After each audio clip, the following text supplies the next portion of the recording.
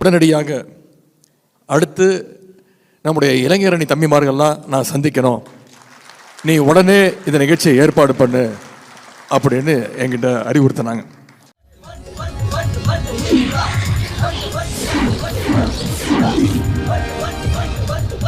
அந்த அடிப்படையில் தான் இன்னைக்கு இந்த கூட்டம் இங்கே சிறப்பாக நடந்து கொண்டிருக்கிறது.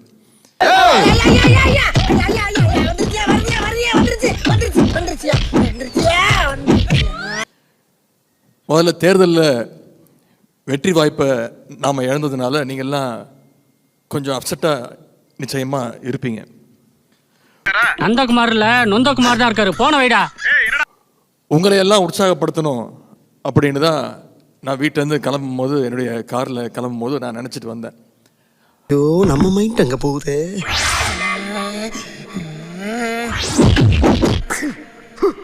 ஆனால் இங்கே வந்து பார்த்த பிறகு தான் தெரியுது, நீங்கள்லாம் என்னையும் தலைவரையும் உற்சாகப்படுத்துறதுக்காக இன்னைக்கு. இவன் தான் எங்கேயோ செமத்தியா வாங்கியிருக்கான், இங்கே வந்து வேற உணவு வாங்கின மாதிரி அவுத்துறான் பாத்தியா.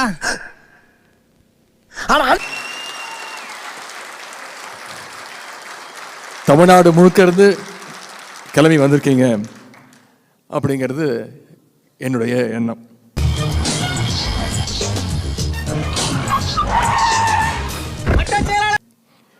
இந்த தேர்தல் முடிவு இன்னைக்கு இந்த அரசியல் சூழலில் பார்த்தீங்கன்னா, நம்ம தேர்தல் காலத்தில் தோத்துருக்கலாம், ஆனால் என்ன நினைச்சிட்டு இருக்க, என்ன நினைச்சிட்டு இருக்க, யார்கிட்ட பேசிக்கிறது தெரியுமா? நீ ஒரு மிகப்பெரிய அரசியல்வாட்ட பேசிட்டு இருக்கா, என்கிட்ட படிச்சு. திராவிட முன்னேற்ற கழகத்திற்கான மரியாதை இன்னைக்கு பல மடங்கு கூடியிருக்கு.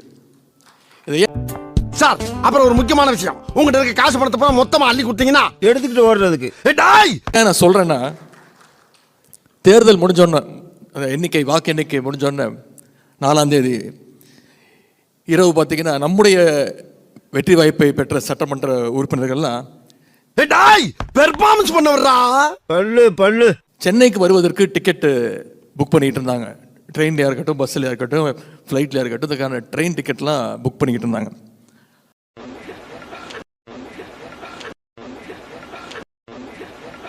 ஆனால் இன்றைக்கி இருக்கக்கூடிய ஆளுங்கட்சியும் பிற சட்டமன்ற உறுப்பினர்களும் அவங்களுடைய சட்டமன்ற உறுப்பினர்களுக்கு திருட்டுத்தனமாக போய் தங்குவதற்கு ரெசார்ட்டில் ரூம் புக் பண்ணிக்கிட்டு இருந்தாங்க.